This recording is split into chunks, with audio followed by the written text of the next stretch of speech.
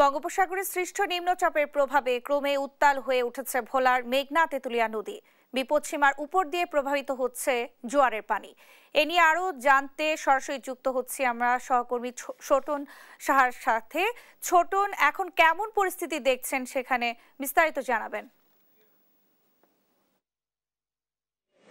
আপনি যেমনটি বলছিলেন যে দিনভর কিন্তু একই অবস্থা বিরাজ করছে এবং এখনো কিন্তু বৃষ্টিপাত রয়েছে, তবে বেশ কিছু এলাকায় ক্ষতিগ্রস্ত হয়েছে বলে আমরা জানতে পেরেছি। বিশেষ করে ভোলার তজুমুদ্দিনে আমরা জেনেছি যে বেড়িবাঁধ ভেঙে বিস্তীর্ণ এলাকা প্লাবিত হয়েছে, প্রায় 10টি গ্রাম তলিয়ে গেছে বলে আমরা জানতে পেরেছি। একই সাথে মনপুরেও বেশ কিছু এলাকায় কিন্তু বেড়িবাঁধ ঝুঁকির মধ্যে রয়েছে এবং যে কারণে সেখানকার বাসিন্দারা কিন্তু অনেকটাই আতঙ্কিত অবস্থা রয়েছে। আমি ভোলা শহরে এই মুহূর্তে রয়েছে। এখানকার যে পরিবেশ দেখাতে চাই, সম্পূর্ণরূপে বলা যায় যে বিদ্যুৎ সরবরাহ বিচ্ছিন্ন রয়েছে পুরো জেলা, এবং একই সাথে দেশের অন্যান্য অঞ্চলের সাথে ভোলার যোগাযোগও বিচ্ছিন্ন রয়েছে, কারণ সড়ক এখানকার যে নৌপথে যে লং চলাচল সেগুলো কিন্তু বন্ধ করা দেওয়া হয়েছে বিআইডব্লিউটিএ, এবং সেগুলো চলাচল বন্ধ থাকার কারণে বলা যায় যে একেবারে সারা দেশের সাথে বিচ্ছিন্ন অবস্থা রয়েছে দ্বীপ জেলা ভোলা। এবং বলা যায় যে যে অবস্থা, আবহাওয়ার যে বৈরীভাব, এই বৈরীভাবের কারণে কিন্তু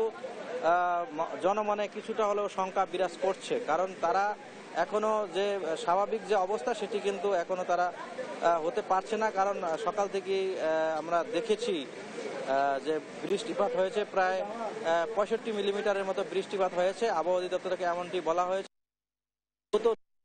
নম্বর সতর্কতা সংকেত চলছে, সেই হিসাবে সকল ধরনের নৌযান চলাচল বন্ধ আছে। এবং একই সাথে আমরা জেনেছি যে অতি জোয়ারে যেহেতু মেঘনার পানি বিপদসীমার উপরে প্রবাহিত হয়েছে, সে কারণে অতি জোয়ারে কিন্তু 20 থেকে 25টি গ্রাম প্লাবিত হয়েছে এবং সেখানকার মানুষের কিন্তু অনেকটাই দুর্ভোগ পোহাতে হয়েছে, এমনটি কিন্তু আমরা জেনেছি। যদিও জেলা প্রশাসন থেকে বলা হয়েছে যে ক্ষতিগ্রস্ত এলাকাগুলোতে তাদের যে সহায়তা সেটি তারা দেওয়ার আশ্বাস কিন্তু দেওয়া হয়েছে, এবং যেই পয়েন্টগুলোতে যে বেড়িবাঁধ ঝুঁকির মধ্যে রয়েছে এবং যেগুলো বিধ্বস্ত হয়েছে সে সমস্ত এলাকায় পানি উন্নয়ন বোর্ডের কর্মকর্তারা সেখানে পরিদর্শন করছেন এবং সেই সমস্ত বাঁধ মেরামতের জন্য কিন্তু জরুরি ভিত্তিতে কিন্তু তারা সেই কাজগুলো করছেন। এবং বলা যায় যে যেহেতু রাত বাড়ছে, তো এখন পর্যন্ত যেহেতু বৃষ্টিপাত এবং আবহাওয়ার যে বৈরীভাব সেটি না কাটার ফলে কিন্তু এখনো আতঙ্কিত উপকূলীয় জেলা ভোলার মানুষ। তো এ ছিল আমার কাছে